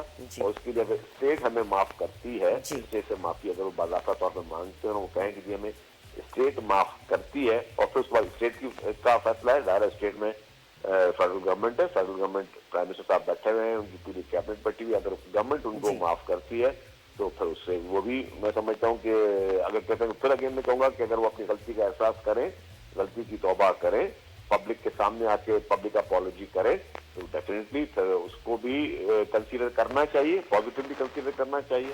جی شرجیل صاحب یہ بھی بتائیے گا کہ یہ اس دورے میں وزیر اعظم کے اس دورے میں کراچی کے کوئی میگا پروجیکٹ, سندھ کے کوئی میگا پروجیکٹس پہ بات ہوئی؟ جیسے آپ نے پنک بسز لانچ کی تھیں, بہت ساری خواتین کو وہ سینس آف سیکیورٹی ملی, کمفرٹ ملی. پھر آپ نے وہ نمبر پلیٹس کی جو وہ تھی اس سے بہت سارا ایڈ غازہ کو گیا. So these are very big projects. اسی طرح کے کوئی پروجیکٹس اس دفعہ پائپ لائن میں نظر آ رہے ہیں؟ دیکھیں جی انفارچونیٹلی ایسا ہی کوئی بات اس موقع پر نہیں. میرا ہمارے جو گریونسز بھی فیڈرل گورنمنٹ کے ساتھ ہیں وہ بھی اسی سے ریلیٹڈ ہی ہیں. جی. لیکن مجھے یاد ہے کہ پرائم منسٹر صاحب جب آئے تھے اس ٹینیور کے بعد, پرائم منسٹر بننے کے بعد, تب انہوں نے پرومس کیا تھا کہ ہم کراچی کو کوئی بسز دیں گے, لیکن وہ پھر ان کے بجٹ میں وہ ریفلیکٹ نہیں ہوئی, جس پہ ہمیں افسوس ضرور ہوا ہے. اور ہم امید بھی کریں گے کہ انشاءاللہ تعالیٰ پرائم منسٹر صاحب بھی جو ہیں وہ بھی مہربانی کرے اور پرائم منسٹر صاحب جو ہے وہ یہاں پر جو بسز کے انہوں نے وعدے کیے تھے, جو انہوں نے سڑکیں انہوں نے جو فیڈرل گورنمنٹ کی سڑکیں جو انہوں نے بنانی ہے یا اور جو صوبائی حکومت کو کے جو ایشوز ہیں اس کو وہ ریزالو کریں تاکہ باتیں آگے ہو سکے. ہم امید رکھتے ہیں پرائم منسٹر صاحب سے کہ پرائم منسٹر صاحب جو ہیں وہ ان ساری چیزوں کا سیریسلی نوٹس بھی دیں اور اپنے فیڈرل بجٹ سے جو ہے جو ڈیو شیئر ہمارا بنتا ہے یا جو ان کی اپنی اسکیم ہے, جو ان کے اپنے سڑکیں ہیں, ان کو ٹھیک کریں. رائٹ. اچھا, ملیر ایکسپریس وے کا افتتاح ہونے جا رہا ہے, پھر سکھر تا کراچی موٹر وے کی بھی بات ہو رہی ہے, ایکسپریس وے کی بات ہو رہی ہے, پھر دیگر بڑے بڑے پروجیکٹس ہیں. تو سندھ کے عوام کے لیے, کراچی کے عوام کے لیے کوئی مزید خوشخبریاں ہیں جیسے بس کا نیٹ ورک, انفراسٹرکچر کی بحالی, اس پر اگر کچھ آپ بات کرنا چاہیں؟ بالکل جی, جو ملیر ایکسپریس وے ایک اسٹیٹ آف دی آرٹ سہولت کراچی کے لوگوں کو دی جا رہی ہے. اس کا فرسٹ فیز جو ہے انشاءاللہ تعالیٰ 11 جنوری کو چیئرمین پاکستان پیپلز پارٹی محترم بلاول بھٹو زرداری صاحب اس کا افتتاح کرنے جا رہے ہیں. یہ پروجیکٹ لوکل گورنمنٹ اور پبلک پرائیویٹ پارٹنرشپ جو ہمارے 2 ڈپارٹمنٹ ہیں انہوں نے مل کر اس پروجیکٹ کو بنایا. اس میں بہت محنت ہوئی ہے اور اس سے کراچی کے شہریوں کو میں سمجھتا ہوں ایک بہت بڑا تحفہ ہے کراچی شہریوں کے لیے, اور کراچی کے شہریوں کو ایک بہت بڑی سہولت ملنے جا رہی ہے. اور اسی طریقے سے باقی بھی کراچی کے لیے میگا پروجیکٹس ہیں جو پیپلز پارٹی کی حکومت سندھ جو ہے وہ دن رات کوشش کر رہی ہے کہ لوگوں کو ریلیف دیا جائے. سڑکیں بن رہی ہیں, انڈر پاسز بن رہے ہیں, چیلنجز بھی کراچی میں ہیں نو ڈاؤٹ. ان چیلنجز کو بھی ریزالو کرنے کے لیے حکومت سندھ جو ہے اور چیف منسٹر صاحب اور ان کی پوری کیبنٹ اور پوری جو ہے گورنمنٹ جو ہے وہ دن رات کوشش کر رہی کہ کراچی کے چیلنجز کو حل کیا جائے. جو کراچی کے بڑے مسئلے تھے, جو کراچی میں ایک گاربیج کا ایشو تھا, جس طریقے سے سالڈ ویسٹ مینجمنٹ کراچی میں نافذ ہوئی, تو اب اس سے الحمدللہ میں یہ نہیں کہتا کہ 100% ختم ہو گیا, لیکن میں سمجھتا ہوں کہ 90% گاربیج کا ایشو جو ہے کراچی میں وہ ریزالو ہوا ہے. اسی طریقے سے واٹر کی اسکیمز پہ بہت میگا کام چل رہے ہیں, K4 پہ کام چل رہا ہے, इस वक्त हब से जो है वो नए उसकी एक्सपेंशन हो रही है, जिससे कराची की शहरों को, डिस्ट्रिक्ट वेस्ट और बाकी जगहों को पानी की फराहमी मिल सकेगी। उस तरह पानी की स्कीम्स पे भी काम चल रहा है, सड़कों की स्कीम्स पे भी काम चल रहा है, और इस तरीके से जो है बाकी जितने भी कराची की इशूज उस पर काम चल रहा है। जो सबसे बड़े में बड़ा मैं समझता हूँ कि पूरे पाकिस्तान को तोहफा पाकिस्तान पीपल्स पार्टी की हुकूमत ने दिया है, वो दिया आपके हेल्थ सेक्टर में। हेल्थ सेक्टर में जिस तरीके से state of the art hospital पूरे पाकिस्तान की कराची समेत सिंध के दीगर शहरों में है, जिसमें NICVD है, जिसमें SIUT है, जिसमें चिल्ड्रन हॉस्पिटल है, जिसमें गम्बट हॉस्पिटल है, जिसमें लिवर और लंग का ट्रांसप्लांट हो रहा है, जिसमें और भी मजीद हॉस्पिटल। साइबर नाइफ का इफ्तिताह हुआ सर। हाँ जी, तो मैं समझता हूँ ये जितने भी बड़े बड़े प्रोजेक्ट्स हैं, ये पाकिस्तान पीपल्स पार्टी की हुकूमत सिंध की जानिब से शुरू किए गए, और इन हॉस्पिटल में सिर्फ सिंध के लोग इलाज नहीं करा रहे, इन हॉस्पिटल्स में पाकिस्तान भर से लोग आके इलाज करा रहे हैं। जो साइबर नाइफ हमारा जो state of the art project है, साइबर नाइफ में न सिर्फ पाकिस्तान के पेशेंट्स आ रहे हैं, उस साइबर नाइफ में दुनिया के दीगर ममालिक से भी पेशेंट्स आ रहे हैं और वो यहाँ पे अपना इलाज करवा रहे हैं। जी सर, पूरी दुनिया में उसके पैसे लिए जाते हैं, पाकिस्तान में उसके पैसे नहीं लिए जाते।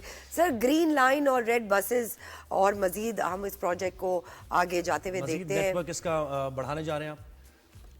बिल्कुल जी, इस वक्त हमारे पास रेड लाइन BRT का काम, और उसमें थोड़े कॉम्प्लिकेशन बहुत ज्यादा है, लेकिन वो काम चल रहा है और हमारी पूरी कोशिश है दिन रात के वो काम टाइमली को पूरा करें, तो पहले उसमें हुई है। इसी तरीके से एक ऑरेंज लाइन BRT हमने कंप्लीट कर दी है जी। BRT का काम भी बहुत स्पीड से चल रहा है। उसमें जाम सादिक ब्रिज है, जिसको 2025 के दिसंबर में कंप्लीट होना था, लेकिन इंशाल्लाह ताला अगले 3 माह में हमारी कोशिश है कि जाम सादिक ब्रिज जो है वो हम कंप्लीट कर लें। इसी तरीके के और भी हमारे ट्रांसपोर्ट के प्रोजेक्ट्स हैं, मास ट्रांजिट के बड़े बड़े मेगा प्रोजेक्ट्स हैं, जिससे लोगों को सहूलत मिलेगी। उसके साथ साथ अभी इंशाल्लाह इसी साल हम डबल डेकर बसेस भी लेके आ रहे हैं, जिसकी वजह से हम समझते हैं कि कराची के शहरियों को मजीद अच्छी सफरी सहूलियात मिलेंगी।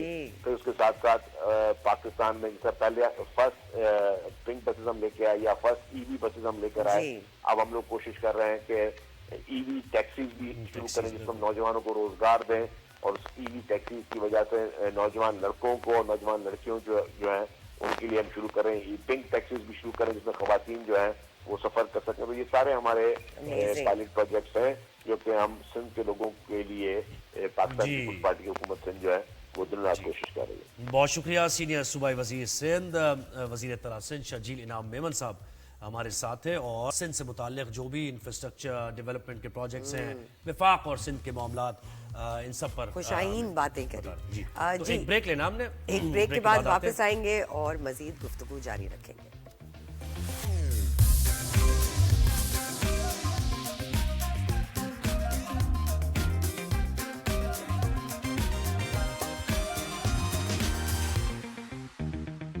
जी, वेलकम बैक। हमने आपकी कॉफी ले ली, उन्होंने कहा बहुत कॉफी जाया करते हैं। जनाब, अब टाइम हुआ है ओवरसीज पाकिस्तानियों की जर्नी का।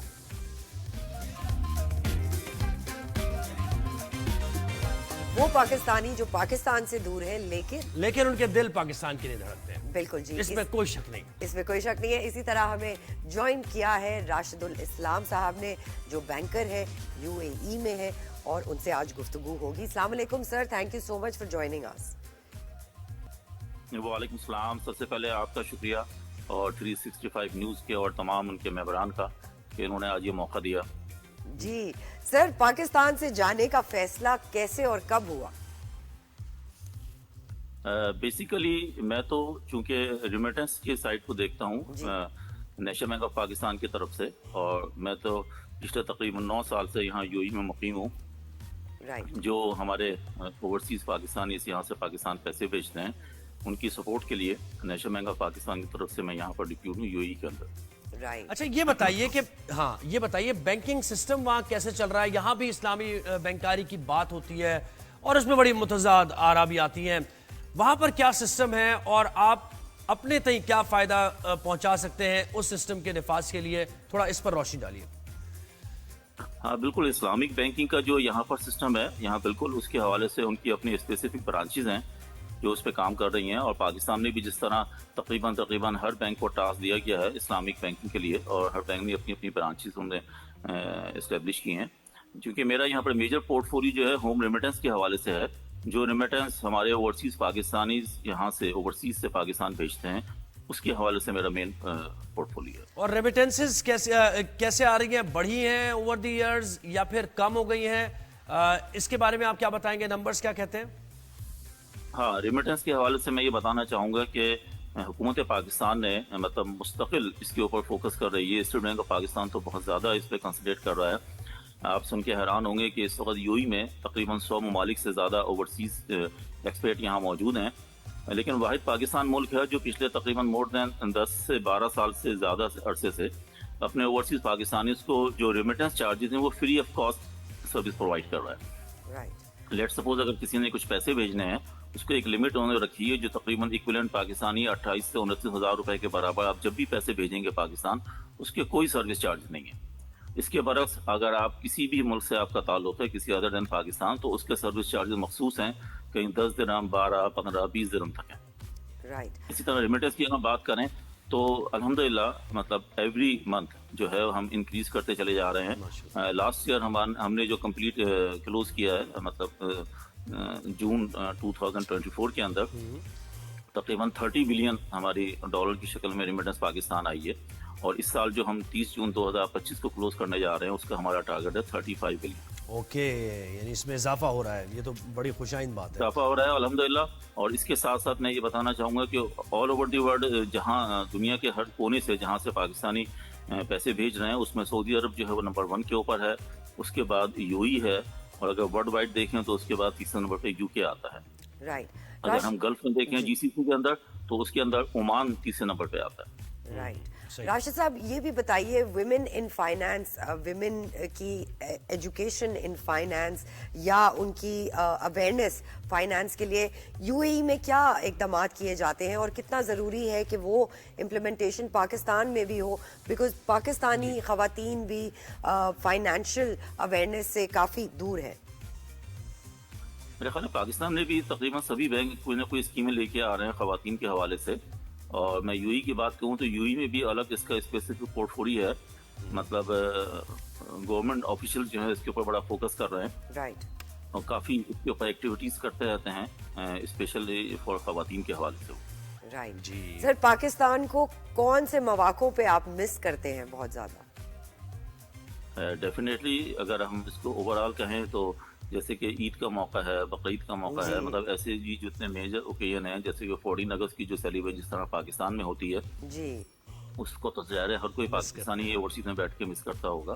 اور ہم خود یہاں پر جیسے کہ میں نے بتایا کہ میں نیشنل بینک کو ریپرزینٹ کر رہا ہوں ریمیٹنس کے حوالے سے, تو ہم سال میں تقریباً 6 میجر فنکشن کرتے ہیں, تقاریب ہوتی ہے. بالکل ایسا ہی ہے, اپنے ملک کو کون بھول سکتا ہے. راشد الاسلام صاحب کہ ان کے لیے ارینجمنٹس کرتے ہیں, جیسے کہ 23 مارچ ہے, 1 مئی ہے جو پاکستان میں all over the world labour day منایا جاتا ہے. آپ ہمیں جب بھی تقاریب ہو کہ پاکستان کو لے کر ہمیں ضرور بھیجا کریں, ہماری ٹیم آپ سے مسلسل رابطے میں رہے گی اور وہ ہم دکھائیں گے لوگوں کو کہ اوورسیز میں نے کچھ چیزیں ابھی شیئر بھی کی ہیں ان کو. ویری گڈ, ہم نے دکھائیں. جی اپنے شو کا حصہ بنائیں گے. راشد صاحب بہت شکریہ, آپ نے ہمیں وقت دیا. اوورسیز پاکستانی ہمیشہ ہم ان کی پارٹیسپیشن اپنے شو میں رکھتے ہیں. بالکل جی. اب بات کرتے ہیں جی سہیل عدنان کی, لیکن ایک چھوٹی سی بریک کے بعد. بریک سے آتے ہیں.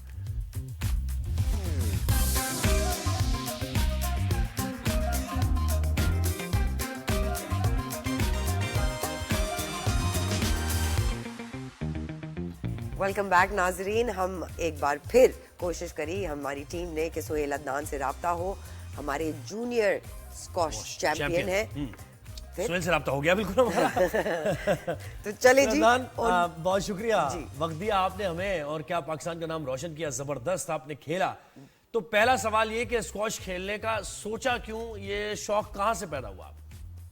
السلام علیکم, میرا نام سہیل عدنان ہے. میں ابھی برٹش جونیئر چیمپئن بنا ہوں. اس سے پہلے میں اسکاٹش جونیئر چیمپئن شپ بھی جیت چکا ہوں. یہ جو آپ پوچھے ہیں آپ اسکواش کیسے, میری فیملی گیم ہے. میرے پہلے چاچو کھیلتے تھے, دادا ابو, پھر میرے بابا کھیلتے تھے. میرے چاچو انٹرنیشنل کھیلا ہے, میرا بابا انٹرنیشنل نیشنل کھیلا ہے. अच्छा भाई सुहेल, ये बताइए ब्रिटिश ओपन की ये जो जर्नी थी आपकी कैसी रही?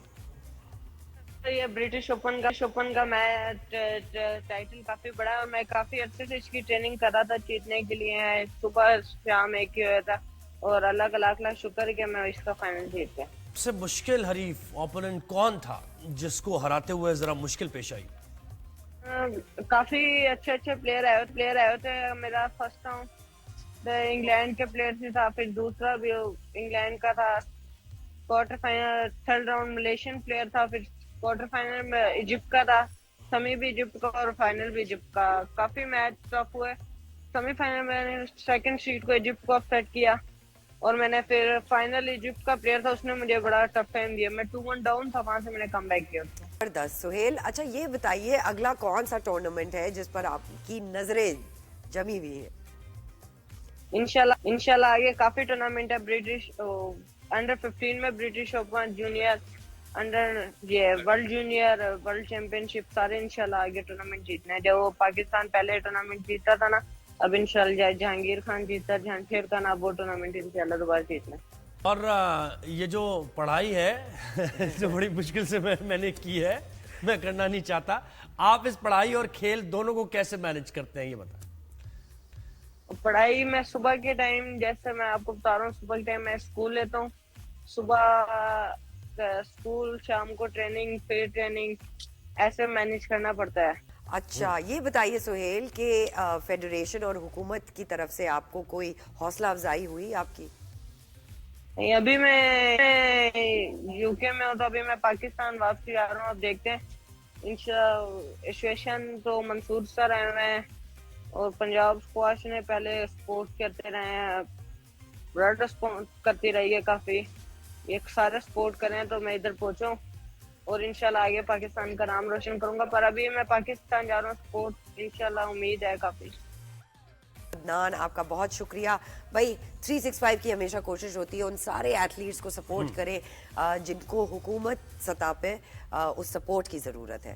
ऐसे ही दोनों चीजें तालीम के साथ साथ वो खेल भी जारी रखें। मैं तो खेल और बस खेल, बस इसीलिए आज हम यहाँ मौजूद हैं। अच्छा जी, अगर मैं हूँ भाई, आर्टिस्ट हूँ।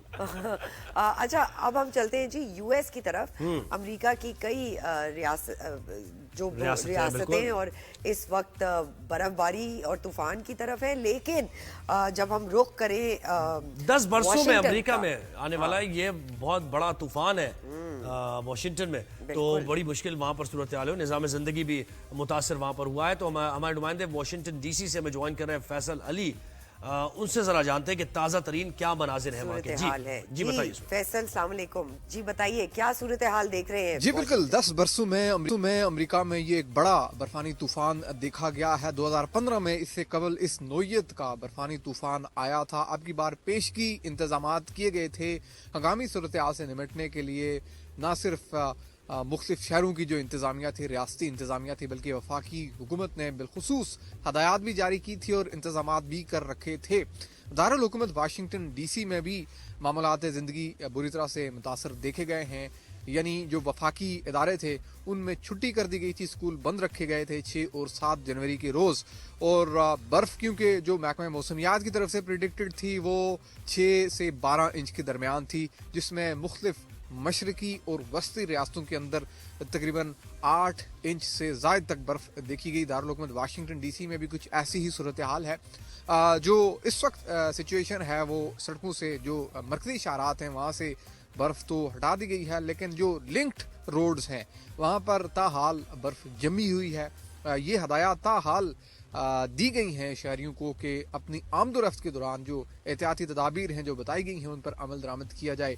ये भी आपके सामने रखें कि 40 माइल फी घंटा की रफ्तार से हवाएं चली हैं इस तूफ़ान में और जो दर्जा हरारत है वह नुक्ता इंजमाज से कम रहा है। सर्दी की शिदत काफ़ी ज़्यादा रही है और आमदोरफ्त काफ़ी महदूद देखी गई है। कारोबारी सरगर्मियाँ बहुत हद तक मुअत्तल रही हैं भरपूर इंतजामात के बावजूद, क्योंकि ये एक कुदरती एक मामला है, तो दैट्स वाई लोगों ने एहतियात भी बरती। हर जो इंतज़ामिया थी, हुकूमत थी और रियासतों की इंतज़ामिया थी, उन्होंने जो हदायत दी थी ज़्यादातर लोगों ने उस पर अमल दरामद किया है। तो कोई बहुत गैर मामूली और कोई नाखुशगवार वाकयात उस तरह से देखने को नहीं मिले हैं। जी शुक्रिया बहुत बहुत।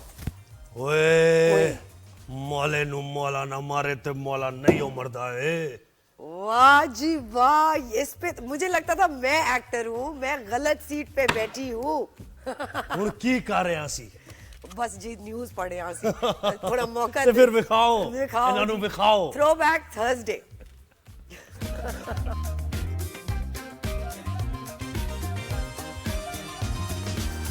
जी जरा पंजाबी फिल्मों के बेताज बादशाह सुल्तान राही आज हमारे साथ मौजूद है। तो लेजेंड अदाकार को पिछले 29 बरस बीत गए हैं। 1971 में फिल्मी करियर का आगाज किया और कितना राज किया उन्होंने, और क्या उनके डायलॉग से तो हमने जरा ट्रिब्यूट पेश किया है। बिल्कुल, तो देखिए जरा कैसे डायलॉग है और क्या अदाकारी है उनकी। सुल्तान राही को याद लाजवाब।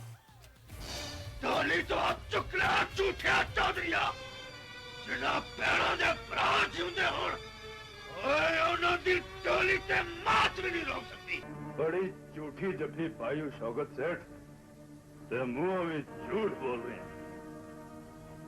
तू भी सानू उदो याद करना है जदों तेनू साडी लोड़ होवे। नहीं पहलवान, मैं तो तेरी दिलों इज्जत करना। वो तू साडी की इज्जत करनी है? सानू अपनी इज्जत कराने दी जांच है। अखा मीटर नाल मौत ने नहीं चलना थानेदारा। दुश्मन वापस कर देगा ते मौत बन के आने वाला चक्कर तेनू माफ कर देगा।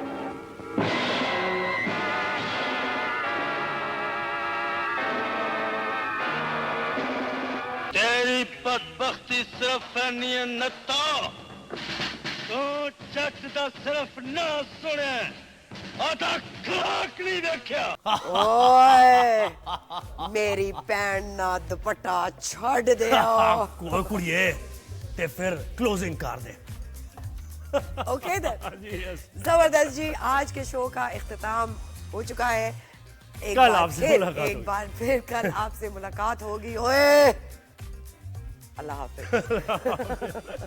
डर गया मैं।